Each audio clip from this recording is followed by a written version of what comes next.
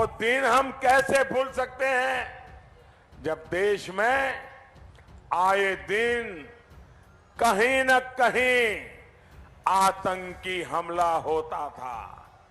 भाई और बहनों, बीते 5 वर्ष में इस तरह के धमाकों की खबर आनी बंद हो गई है। पहलगाम जैसे आतंकी हमले के बाद मोदी सरकार ने मिसाल देने वाले कार्रवाई का वादा तो किया, लेकिन उनका शिथिल रवैया अब उनके ही समर्थकों के निशाने पर है।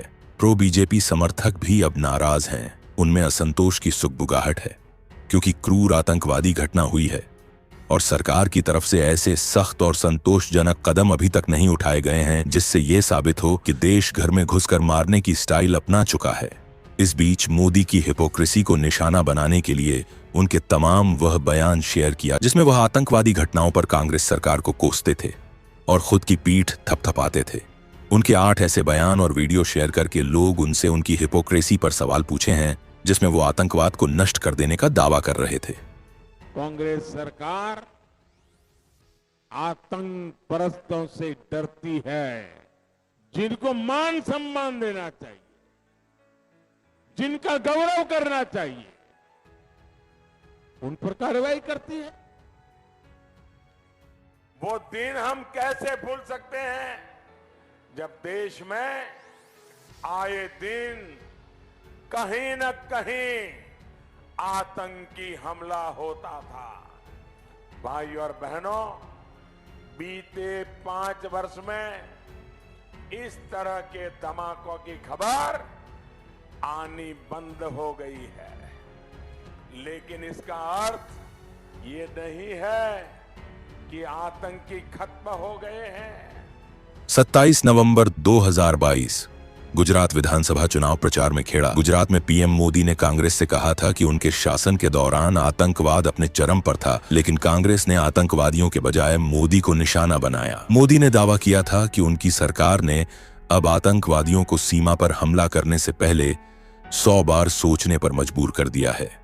आप में सामर्थ्य है तो मुझे जवाब दीजिए, ये जो आतंकवादी है, ये नक्सलवादी है, उनके पास शस्त्र और बारूद कहां से आता है?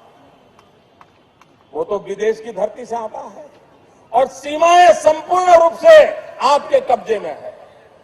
सीमा सुरक्षा बल आपके कब्जे में है।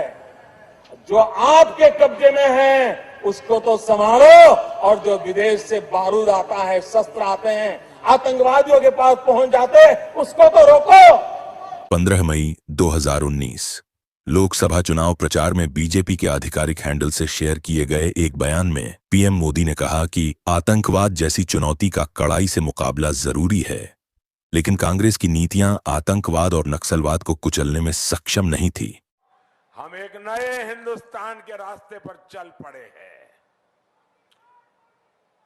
जो छेड़ता नहीं है, लेकिन कोई छेड़ेगा तो छोड़ता भी नहीं है।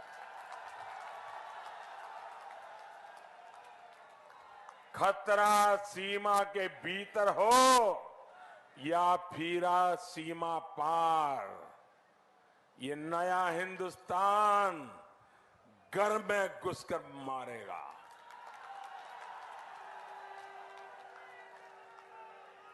गोली का जवाब गोले से देगा। और ये हम बोलते नहीं है, जबान की उंगली बोलती है।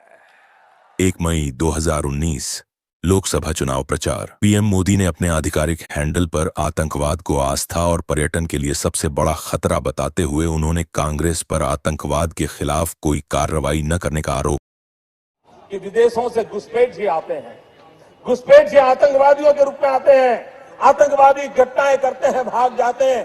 प्रधानमंत्री जी, आप मुझे बताइए, सीमाएं आपके हाथ में है, कोस्टल सिक्योरिटी आपके हाथ में है, बीएसएफ सेना सब आपके हाथ में है, नेवी आपके हाथ में है। ये विदेश से घुसपैठ के कैसे घुस जाते हैं?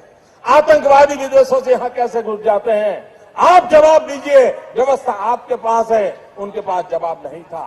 14 नवंबर 2024 महाराष्ट्र विधानसभा चुनाव प्रचार के दौरान पीएम मोदी ने कहा कि कांग्रेस सरकार के समय मुंबई समेत देश भर में आतंकी घटनाएं आम थीं और लोगों को लावारिस वस्तुओं से डर लगता था। उन्होंने अपनी सरकार की नीतियों का हवाला देते हुए दावा किया कि अब ऐसी घटनाएं नहीं होती हैं।